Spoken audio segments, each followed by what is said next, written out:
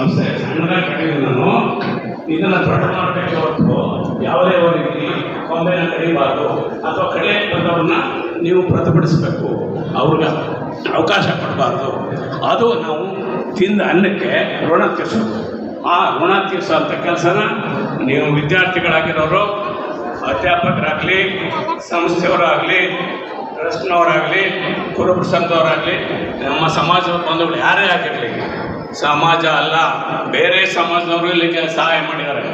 ಅದಕ್ಕೋಸ್ಕರ ರಾಚಯ್ಯನವರು ಇದನ್ನು ಸಾರ್ವಜನಿಕ ವಿದ್ಯಾಸಂಸ್ಥೆ ಅಂತ ಹೆಸರಿಟ್ಟಿರೋದು, ಸಾರ್ವಜನಿಕ ವಿದ್ಯಾರ್ಥಿನಿಲಯ ಅಂತ ಹೆಸರಿಟ್ಟಿರೋದು. ನಾನು ಓದ್ತಿದ್ದಾಗಲೂ ಕಟ್ಟ ಕಡೆಯ ವ್ಯಕ್ತಿಗಳಿಂದ ಹಿಡಿದು ಬ್ರಾಹ್ಮಣ್ಸ್ ತನಕ ಇಲ್ಲಿ ನಮ್ಮ ಸ್ಟೂಡೆಂಟ್ಸ್ ಇದ್ದರು. ಯಾರು ತೀರಸುವಾಗ ತುಮಕೂರು ಡಿಸ್ಟಿಕ್ನಿಂದ ಹಿಡಿದು ರೋಡ್ ಈ ಕಡೆ ಎಲ್ಲ ಚಾಮರಾಜನಗರದಲ್ಲಿ, ಮಂಡ್ಯದಲ್ಲಿ, ಮೈಸೂರಲ್ಲಿ ಎಲ್ಲ ಗುಂಡ್ಲಪೇಟೆಯಲ್ಲಿ ಒಂದೊಂದು ಗ್ರಾಮಕ್ಕೆ 5-10 ಮಕ್ಕಳು ಬರ್ತಾರೆ. ಅವರೆಲ್ಲ ಕಡಿಮೆ ದೊಡ್ಡವರೆಲ್ಲ ಹುದ್ದೆಗೆ